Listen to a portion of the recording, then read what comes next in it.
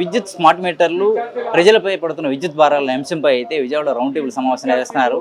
ఈ సమావేశంలో అయితే అన్ని సంఘాల చెందినటువంటి నేతలు పాల్గొని తమ అభిప్రాయాలను అయితే తెలియజేస్తున్నారు. విద్యుత్ స్మార్ట్ మీటర్ల వల్ల ప్రజలపై అదే అదనపు భారం పడుతుందని, అదానీ అంబానీల కోసమే ఈ స్మార్ట్ మీటర్లు తీసుకొస్తున్నారని అయితే వక్తలు విమర్శిస్తున్నారు. అసలు ఈ విద్యుత్ స్మార్ట్ మీటర్లు, విద్యుత్ భారాలు వీటిపైన వక్తలు ఏమంటున్నారు, వారి మాటలని తెలుసుకునే ప్రయత్నం చేద్దాం. స్మార్ట్ మీటర్లు రాష్ట్రంలో, దేశంలో కూడా స్మార్ట్ మీటర్లు పెట్టాలని నరేంద్ర మోడీ గారు గత ప్రభుత్వంలోనే, అంటే అధికారంలో 2019లోనే ఆయన అమలు చేయాలని చెప్పేసి అదానీలతో ఒప్పందాలు చేసుకోవడం, రహస్య ఒప్పందాలు, ఏజెండా ఏంటో ఎవరికి తెలియని విషయం. బహిర్గతంగా చెప్పారు దీనికి ఎంత కట్టాలని చెప్పి మీటర్లు. ఎవరు కొంటారంటే అధికారులు మేము కొంటామని. కానీ దాంట్లో జీవోల ప్రకారం అంటే ప్రజలే ఎవరైతే వాడుకుంటారో వాళ్ళే కొనుక్కుంటారని. కాకపోతే నెల నెల కట్టుకునే ఇన్స్టాల్ స్కీమ్ నడుస్తున్నాయి కాబట్టి ఇన్స్టాల్మెంట్గా కట్టుకుంటారనేదో కనపడకుండా చేస్తున్నారు.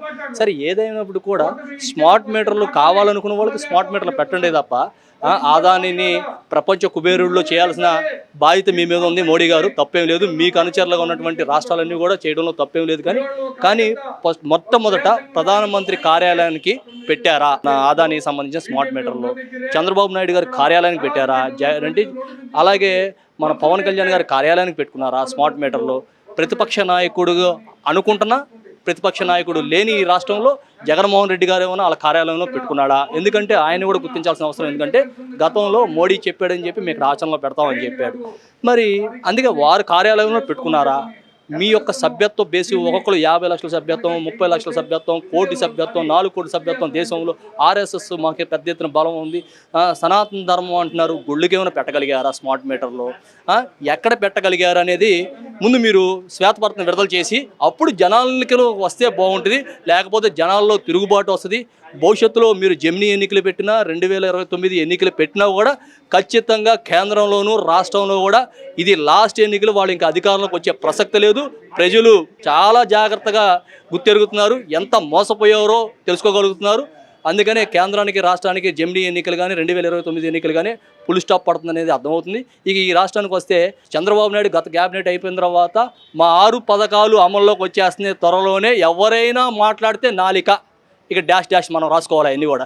సరే, ఏదో రాసుకుంటాంలేండి. కాకపోతే మరి రాష్ట్ర అధ్యక్షుడు గారు ఉన్నటువంటి ఆయనేమో మా పథకాల్లో ఆ 1500 పథకం అమలు చేస్తే ఆంధ్రాని అమ్మేయాలి, చంద్రబాబు నాయుడు గారు 4000 ఎకరాలు అమ్మేస్తే అప్పులు తీరిపోతాయి అనేది ఒక రియల్ ఎస్టేట్ వ్యాపారం పెట్టాడు. ఇంకా భూమి కావాలని, ఇంకా 40,000 ఎకరాలు కావాలని పరిశీలన పెడతాడు. దాన్ని కూడా అమ్మాలి కదా.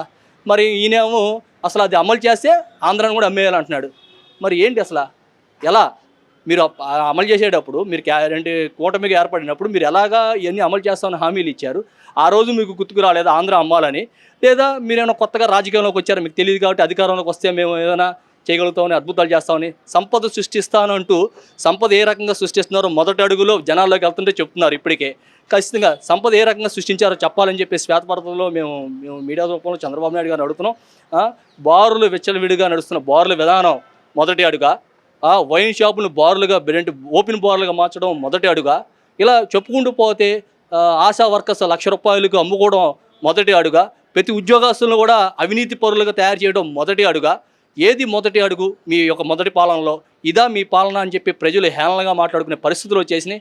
ఖచ్చితంగా రానున్న రోజుల్లో ఈ యొక్క పాలన ఇలాగే నడిస్తే, అయ్యా చంద్రబాబు నాయుడు గారు మీ అబ్బాయిని సీఎం అవ్వాలని ఎంతో ఆశలు పడుతున్నారు. లోకేష్ బాబు గారు కూడా యువగలంలో చాలా గొప్పగా చెప్పారు, స్మార్ట్ మీటర్లు పగలగొట్టేసేయండి నేను చూసుకుంటా అని. మరి స్మార్ట్ మీటర్ల మీద పగలగొట్టే వాళ్ళ మీద కేసులు పెడుతుంటే ఏం చూస్తారో మాకైతే అర్థం కావట్లేదు. మరి ఆలోచన చేయండి. మీ అబ్బాయికి ఉన్న ఆశలు, కష్టపడ్డాడు, ఆయన భవిష్యత్తులో సీఎం అవ్వాలంటే ఈ స్మార్ట్ మీటర్లు మీరు వెనక్కి తీసేసుకోవాలి. ప్రజల ఇబ్బందులన్నింటినీ కూడా గుర్తించాలి. మీరు హామీ ఏమైతే ఇచ్చారో హామీని అమలు చేయలేకపోతే ఖచ్చితంగా జెమినీ ఎన్నికలు కానీ 2029 ఎన్నికలు కానీ ఇప్పుడున్న ప్రతిపక్షం అనుకుంటున్న వాళ్ళు కానీ ప్రతిపక్షం లేకపోయినా వాళ్ళకున్న స్థానాలు కూడా మీకు రావు. ఖచ్చితంగా మీరు అది గుర్తెరగండి. ఇక భవిష్యత్తులో టీడీపీ అనేది, ఎన్డీఏ కూటమి అనేది రాష్ట్ర కేంద్రాల్లో కూడా ఉండవనేది కూడా ఇది అర్థం చేసుకొని కొంచెం మనసు మార్చుకొని ఈ స్మార్ట్ మీటర్లు ప్రజలకు భారాలైన అన్నిటి కూడా విరమించుకోమని చెప్పేసి సవినంగా చంద్రబాబు నాయుడు గారికి, ఎన్డీఏ కూటమి పవన్ కళ్యాణ్ గారికి, బీజేపీ వాళ్ళకి ఖచ్చితంగా మీడియా రూపంలో తెలియజేస్తున్నాం. ఈ అవకాశాన్ని ఉపయోగించుకోండి. లేకపోతే మొదటి అడుగు, 2 అడుగు, 3 అడుగు, 4 అడుగు, 5 అడుగు ఇంకా మీ పార్టీ ఉండదు, అదే లాస్ట్ అని చెప్పి కూడా ప్రజలు అనుకుంటున్నారు. ఇది వాస్తవాలు మేము మీ ద్వారా తెలియజేయడం జరుగుతుంది. ఎన్సీహెచ్ శ్రీనివాస్, సిఐటి ఎన్టీఆర్ జిల్లా ప్రధాన కార్యదర్శి. భారతదేశంలో మోడీ పరిపాలనలో ప్రజలు అష్టకష్టాలు పడుతూ ఉన్నారు. ముఖ్యంగా స్మార్ట్ మీటర్లు, విద్యుత్ స్మార్ట్ మీటర్లు బిగించాలని అదానీ కంపెనీకి లాభం చేకూర్చడం కోసం మోదీ తీసుకున్నటువంటి నిర్ణయాన్ని కూటమి ప్రభుత్వం అమలు చేస్తూ ఉంది. ముఖ్యంగా ఆంధ్ర రాష్ట్రంలో ఎన్నికల సందర్భంగా మేనిఫెస్టోలో చాలా స్పష్టంగా కూటమి చెప్పింది, మేము అధికారంలోకి వస్తే విద్యుత్ ఛార్జీలు పెంచాం. జగన్మోహన్ రెడ్డి గారు 9 సార్లు విద్యుత్ ఛార్జీలు పెంచారని, అంతేకాదు స్మార్ట్ మీటర్లు రద్దు చేస్తామని చెప్పారు. హైకోర్టులో కేసు కూడా వేశారు. సోమిరెడ్డి చంద్రమోహన్ రెడ్డి తెలుగుదేశం నాయకులు చేశారు. కానీ ఆచరణలో ఏమైంది? 13 మాసాల కాలంలో సుపరిపాలన తొలి అడుగు అద్భుతం చేశామని చెప్తున్నారు, విధ్వంస పాలన నుంచి సుపరిపాలన తీసుకొచ్చామని చెప్తున్నారు. కానీ 17,000 కోట్ల రూపాయలు అదనపు ఛార్జీల భారాన్ని ఈరోజు ప్రజల మీద వేసిన పరిస్థితి. మరో పక్కన స్మార్ట్ మీటర్ అనేటువంటి బాంబుని ప్రతి ఇంట్లో కూడా బిగించడానికి సిద్ధం చేశారు. ఇప్పటికే వ్యాపార వాణిజ్య సంస్థలు వీటన్నిటి కూడా. అదానీ కంపెనీకి సంబంధించి చూసినప్పుడు అదానీ కంపెనీ 2,900 రూపాయలు విలువైనటువంటి తయారు చేయడానికి అయినటువంటి ఖర్చు అయితే 10,500 రూపాయల నుంచి 15,000 రూపాయల దాకా ప్రజల మీద భారాలు వేసేటువంటి పరిస్థితి. 90 వాయిదాల్లో చెల్లించాలనేటువంటిది. ఈ స్మార్ట్ మీటర్ గంటకి సమాచారం ఇస్తుందని చెప్పారు. ఈ స్మార్ట్ మీటర్ల యొక్క నిర్వహణ అంతా ఎవరు చేస్తారు? గవర్నమెంట్ చేయదు, విద్యుత్ సంస్థ చేయదు, అదానీ కంపెనీ చేస్తే. అలాగే డేటా అంతా కూడా అదానీ కంపెనీ కంట్రోల్లో ఉంటుంది. అంటే తద్వారా ఏంటంటే ప్రజల జేబులకి చిల్లులు పడేటువంటి పరిస్థితి రాబోతూ ఉంది. ఉదయం పూట ఒక రేటు, సాయంత్రం ఒక రేటు, రాత్రిపూట ఒక రేటు, ఈ రకమైన పద్ధతిలో ఈరోజు భారం అనేటువంటి పరిస్థితి పడబోతూ ఉంది. అందుకనే ఈ విద్యుత్ ఛార్జీల భారం వెనక్కి తీసుకోవాలి. ఇప్పటికే 17,000 కోట్ల రూపాయలు ఏదైతే భారం ఇస్తారో అవి ప్రజలకు తిరిగి చెల్లించాలి. స్మార్ట్ మీటర్లు రద్దు చేయాలి. అలాగే ఇప్పుడు లోకేష్ ఎన్నికల ముందు ఏం చెప్పారు? ఈరోజు మన మంత్రి గారు స్మార్ట్ మీటర్లు పెట్టడానికి వస్తే దాన్ని అడ్డుకోండి, బద్దలు కొట్టండి అంటా ఉన్నారు. కానీ ఈరోజు 13 మాసాల కాలంలో ఓట్లు వచ్చినాయి, సీట్లు వచ్చినాయి, మంత్రి పదవులు అనుభవిస్తూ ఉన్నారు. ఈరోజు అదానీ కంపెనీకి వత్తాసుగా మీటర్లు బిగిస్తూ ఉంటే అడ్డుకున్నటువంటి వాళ్ళ మీద కేసులు పెట్టేటువంటి పరిస్థితి వస్తుంది. అందుకని మేము పెద్ద ఎత్తున ప్రజల్లో తీసుకుపోతాం. ఇప్పటికే పశ్చిమ బెంగాల్ అక్కడ ఉన్నటువంటి ప్రజా సంఘాలు కానీ పార్టీలు కానీ చాలా పెద్ద ఎత్తున ఉద్యమం చేసి అక్కడ స్మార్ట్ మీటర్లు అనుకునేటువంటి పరిస్థితి ఉంది. ఈరోజు అనేక రాష్ట్రాల్లో ఈ స్మార్ట్ మీటర్లకి వ్యతిరేక పెద్ద పోరాటం నడుస్తూ ఉంది. పిండి మిల్లుకు సంబంధించినటువంటి ఒక ఆయనకి స్మార్ట్ మీటర్ బిగించక ముందు 7,000 రూపాయలు వచ్చింది, ఇప్పుడు 27,000 రూపాయలు వచ్చిన పరిస్థితి ఉంది. ఆయన వృత్తి మానుకోవాల్సిన పరిస్థితి అనేటువంటి వచ్చింది. అందుకనే ఈ భారాలకు వ్యతిరేకంగా ప్రజలంతా కలిసి రావాలి. ప్రజా సంఘాలు ఇంటింటికి కూడా వెళ్ళి ప్రజల్ని చైతన్యపరిచే చేయబోతా ఉన్నాం. కాబట్టి ఈ యొక్క పోరాటానికి అండగా నిలవాలని, పోరాటంలో పాల్గొనాలని చెప్పేసి ప్రజలకు విజ్ఞప్తి చేస్తా ఉన్నాం. ప్రధానంగా రాష్ట్రంలో అధికారంలో ఉన్న కూటమి ప్రభుత్వం వారు ఇచ్చిన వాగ్దానాలను విస్మరించి గత ప్రభుత్వం చేసిన తప్పిదాలనే కొనసాగించే పద్ధతి ఇవాళ కొనసాగుతుంది. ఆ రోజున ప్రతిపక్షంలో ఉన్నప్పుడు స్మార్ట్ మీటర్లు పెట్టే విధానాన్ని వ్యతిరేకించిన ప్రభుత్వం, అలాగే విద్యుత్ సంస్కరణల పేరుతో ట్రూ ఆఫ్ ఛార్జెస్ ఆ పేరుతోటి 750 కోట్ల రూపాయలు భారాన్ని వేసిన వైసీపీ ప్రభుత్వాన్ని దుయ్యబట్టిన ఈ ప్రభుత్వం అధికారంలోకి వచ్చిన ఈ 11 మాసాల్లోనే 1,300 కోట్ల రూపాయలు పైబడ విద్యుత్ ఛార్జీలు పెంచి ప్రజల మీద భారాలు వేశారు. ఇది ఇచ్చిన వాగ్దానాల్ని విస్మరించి మోడీ మెప్పుల కోసం అదానీ సంస్థ కార్పొరేట్ సంస్థలకి కొమ్ము కాసే విధంగా ఈనాడు ఈ ప్రభుత్వ విధానాలు ఉన్నాయి. వీటికి వ్యతిరేకంగా ప్రజలందరూ కూడా అనేక రాష్ట్రాల్లో ఉద్యమాలు జరుగుతున్నాయి. ఈ స్మార్ట్ మీటర్లకి కొన్ని రాష్ట్రాల్లో బీజేపీ పాలిత రాష్ట్రాల్లో కూడా ఇవాళ ఉపసంహరించుకున్నారు. ఆ విధంగానే ఈ రాష్ట్రంలో కూడా ప్రజలందరూ చైతన్యవంతులై ఈ స్మార్ట్ మీటర్లకు వ్యతిరేకంగా ఈ విద్యుత్ సంస్కరణని తిప్పికొట్టే విధంగా జనమందరూ జాగృతమై ఉద్యమాలలో కలిసి రావాలని, ఈ ప్రభుత్వం వెనక్కి తీసుకునే వరకు ఈ పోరాటాన్ని ప్రజా సంఘాలుగా మేము కొనసాగిస్తామని చెప్పేసి మీ ద్వారాగా ప్రజలకు విజ్ఞప్తి చేస్తున్నాం. విద్యుత్ సంస్కరణలో భాగంగా బీజేపీ ప్రభుత్వం తీసుకొచ్చినటువంటి సంస్కరణలో భాగంగా ఆంధ్ర రాష్ట్రంలో ప్రజలపైన విద్యుత్ భారాలు పడతా ఉన్నాయి. సర్దుబాటు ఛార్జీల పేరుతో కానివ్వండి, లేకపోతే స్మార్ట్ మీటర్ల పేరుతో కానీ ప్రజల మీద భారాలు పడేటటువంటి పరిస్థితి గత ప్రభుత్వం వైసీపీ ప్రభుత్వం ఆచరించేటటువంటి విధానాల్ని మేము ఎన్నికల్లో అధికారంలోకి వస్తే దీన్ని అమలు చేయము, విద్యుత్ ఛార్జీలు పెంచము, అవసరమైతే విద్యుత్ ఛార్జీలు తగ్గిస్తామని చెప్పినటువంటి కూటమి నాయకులు వాళ్ళ ముఖ్యమంత్రి చంద్రబాబు నాయుడు గారు దాని మీద ప్రత్యేకమైనటువంటి సమాధానం చెప్పాల్సినటువంటి అవసరం ఉన్నది. కాబట్టి ఈ రోజున పెరుగుతున్నటువంటి ధరలకు అనుగుణంగా ప్రజలపైన భారాలు పడేటటువంటి దానికి ఉపసంహరించుకోవాల్సినటువంటి ప్రభుత్వాలు, పాలనని ప్రజల వైపు తీసుకురావాల్సినటువంటి ప్రభుత్వాలు ప్రజలపైన భారాలు వేసేటటువంటి విధానం సరైనటువంటిది కాదు. విద్యుత్ సంస్కరణల పేరుతోటి, విద్యుత్ సర్దుబాటు ఛార్జీల పేరుతోటి ప్రజల మీద భారాలు వేసేటటువంటి దాన్ని ఉపసంహరించుకోవాలా. అలాగే స్మార్ట్ మీటర్ల బిగింపు అనేటటువంటి దాన్ని ఉపసంహరించుకోవాలని రాబోయేటటువంటి కాలంలో ఈ ప్రభుత్వాన్ని హెచ్చరిస్తా ఉన్నాం. 2000 సంవత్సరంలో విద్యుత్ ఉద్యమం ఏ రకంగా జరిగి ఆ రోజున ప్రభుత్వం దిగి వచ్చిందో ఆ పద్ధతిలో ఉద్యమం చేసేటటువంటి పరిస్థితి రాకుండా చంద్రబాబు నాయుడు గారు ప్రభుత్వం, కూటమి ప్రభుత్వం వైపుగా ఆలోచించి విద్యుత్ సర్దుబాటు ఛార్జీలు ఉపసంహరించుకోవాలని, అలాగే స్మార్ట్ మీటర్ల బిగింపును కూడా ఉపసంహరించుకోవాలని సిపిఐగా డిమాండ్ చేస్తాం. సిపిఎం ఎన్టీఆర్ జిల్లా కార్యదర్శి విజయవాడ. ఈ రోజున ప్రజల్ని భయపెట్టి భయభ్రాంతులు చేస్తున్న సమస్య విద్యుత్ ఛార్జీల సమస్య. ఈ విద్యుత్ ఛార్జీలని ఎంత బాధుతున్నారంటే అసలు కరెంటు కంటే కొసరు బిల్లులు, కొసరు పెనాల్టీలు 2 రెట్లు అయిపోయినాయి, 3 రెట్లు అయిపోయినాయి. గత వైసీపీ ప్రభుత్వం ఈ బిల్లులు పెడితే దీనికి వ్యతిరేకంగా తెలుగుదేశం పార్టీ బాధుడని ఊరూరా చెప్పింది. ఇప్పుడు తెలుగుదేశం అధికారంలోకి వచ్చిన ఈ 13 నెలల్లో ఈ బాధుడిని కొనసాగిస్తుంది, మరింత శక్తివంతం చేస్తుంది అనే విషయాన్ని మేము చెప్పదలిచాం. స్మార్ట్ మీటర్లు పెడతంటే గత ప్రభుత్వం లోకేష్ గారు ఊరూరా చెప్పాడు, పగలగొట్టండి స్మార్ట్ మీటర్లు మేము చూసుకుంటాం, మేము వస్తే విద్యుత్ ఛార్జీలు తగ్గిస్తాం, మీటర్లు తీసేస్తాం, ఆదానికి రాష్ట్రాన్ని అమ్మేస్తున్నారని చెప్పారు. ఇప్పుడు కూటమి ప్రభుత్వం ఏం చేస్తుంది? ఆంధ్రప్రదేశ్ కాదు, అదానీ ప్రదేశ్గా చేస్తుంది. ఈ రోజున అదానికి ఎలక్ట్రిసిటీ శాఖ డిపార్ట్మెంట్ని అప్పగించడానికి సిద్ధం అవుతుంది.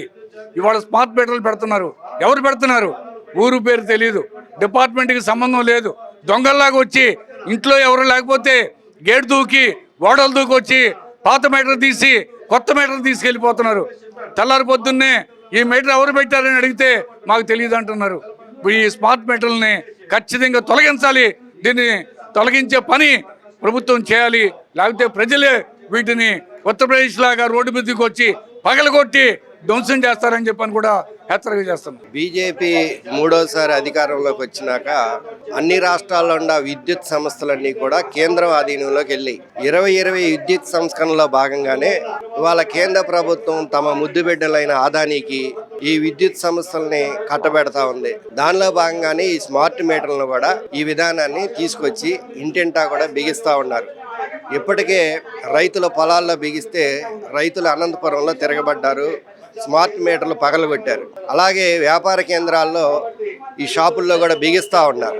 వాళ్ళందరికీ వేలకు వేల బిల్లులు వస్తున్నాయి, వాళ్ళు కూడా నిరసన వ్యక్తం చేస్తూ ఉన్నారు. అలాగే అపార్ట్మెంట్ వాసుల్లో బిగిస్తూ ఉంటే మన విజయవాడలో అయ్యప్ప నగర్ అపార్ట్మెంట్ వాసులందరూ కూడా తిరగబడి స్మార్ట్ మీటర్లన్నీ పగలగొట్టారు. అలాగే కృష్ణా జిల్లా గుడివాడలో ఈ ఎన్టీఆర్ పేరుతో ఉన్న ఎన్టీఆర్ కాలనీ వాసులు స్మార్ట్ మీటర్లను పగలగొడితే అక్కడ వారందరి మీద కూడా క్రిమినల్ కేసులు పెట్టారు. అధికారంలోకి వచ్చే ముందు వైసీపీ ప్రభుత్వం బిగిస్తా ఉంటే దాన్ని వ్యతిరేకించిన కూటమి నాయకులు చంద్రబాబు నాయుడు గారు కానీ, లోకేష్ గారు కానీ, పవన్ కళ్యాణ్ కానీ ఈరోజు ఎందుకు అదే విధానాలను కొనసాగిస్తున్నారో వాళ్ళ ప్రజలు ప్రశ్నిస్తూ ఉన్నారు.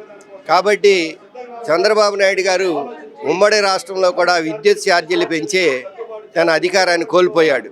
మళ్ళీ ఇవాళ నూతన ఆంధ్ర రాష్ట్రంలో కూడా విద్యుత్ స్మార్ట్ మీటర్ల పేరుతో ప్రజలపై భారాలు మోపుతున్నారు. కాబట్టి ప్రజల నిరసనలో భాగంగా ప్రభుత్వం రేపు ఆగస్టు 5వ తారీఖున తలదించక తప్పదు, స్మార్ట్ మీటర్లని కొనసాగింపును ఆపక తప్పదని ఈ సందర్భంగా ప్రజా సంఘాల ఐక్యవేదిక తరపున మేము ప్రజలకి, ప్రభుత్వానికి తెలియజేస్తున్నాం. మన రాష్ట్రంలో కూటమి ప్రభుత్వం స్మార్ట్ మీటర్లు పెట్టడానికి సిద్ధమైంది. గతంలో కూటమి ప్రభుత్వం రాకముందు ప్రతిపక్షంలో ఉన్నప్పుడు నారా లోకేష్ స్మార్ట్ మీటర్లు మేము వ్యతిరేకిస్తున్నాం, స్మార్ట్ మీటర్లు ఎక్కడ పెడితే అక్కడ పగలగొట్టండి, వాళ్ళందరికీ మేము అండగా ఉంటామని చెప్పి లోకేష్ గారు చెప్పారు. లోకేష్ గారు మరి అధికారంలోకి వచ్చిన తర్వాత వాళ్లే స్మార్ట్ మీటర్లు పెట్టడానికి సిద్ధం అవుతున్నారు. అంటే అధికారంలోకి వచ్చేదాకా ఒక మాట, అధికారంలోకి వచ్చిన తర్వాత ఒక మాటగా ఈరోజు రాష్ట్ర ప్రభుత్వ వ్యవహారం ఉంది. ప్రజలు చాలా భయపడుతున్నారు.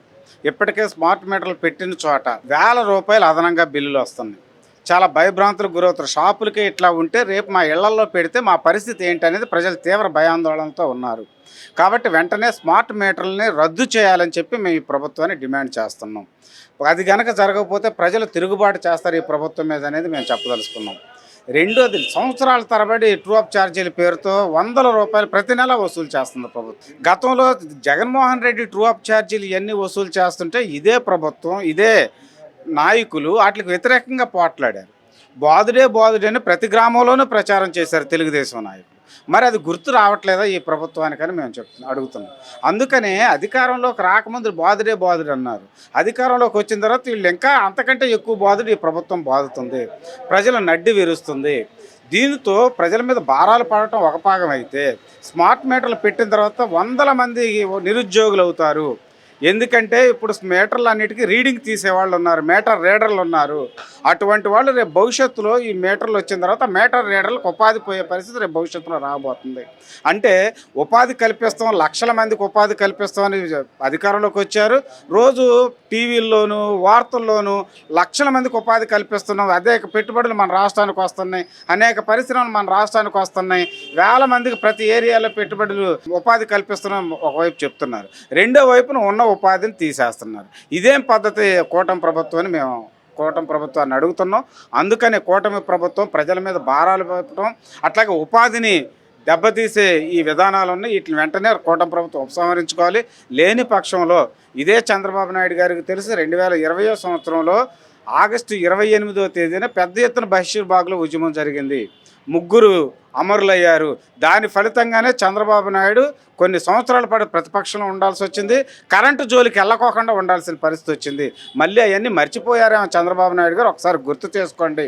మీరు కనుక ఈ విధానాలని స్మార్ట్ మీటర్లు వెంటనే ఉపసంహరించుకుంటున్నట్టు ప్రకటించకపోతే మరో ఉద్యమానికి ప్రజలు, ప్రజానీకం, ప్రజా సంఘాలు సిద్ధమవుతున్నాయని చెప్పి ప్రభుత్వాన్ని మేము హెచ్చరిస్తున్నాం. స్మార్ట్ మీటర్లు ప్రజలపై అదనపు భారాలు అనే అంశంపై జరిగిన రౌండ్ టేబుల్ సమావేశంలో అయితే ప్రజా సంఘాల నేతలు అయితే ఈ స్మార్ట్ మీటర్ల విధానాన్ని తీవ్రంగా అయితే వ్యతిరేకించారు.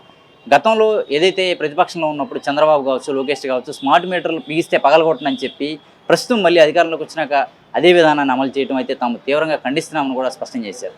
ఇదే తరహాలో గతంలో విద్యుత్ ఛార్జీలను వ్యతిరేకిస్తూ బషీర్బాగ్లో భారీ ఉద్యమాన్ని చేపట్టామని, దాంతో చంద్రబాబు కొంతకాలం అధికారానికి కూడా దూరమైన పరిస్థితి ఉందని, మళ్ళీ ఆ తరహా ఉద్యమాన్ని చేయటం కూడా తాము ఏమాత్రం వెనకాడబోమని అయితే ప్రజా సంఘాల నేతలు, యూనియన్ నేతలు అయితే స్పష్టం చేస్తున్న పరిస్థితిని మనం చూడవచ్చు.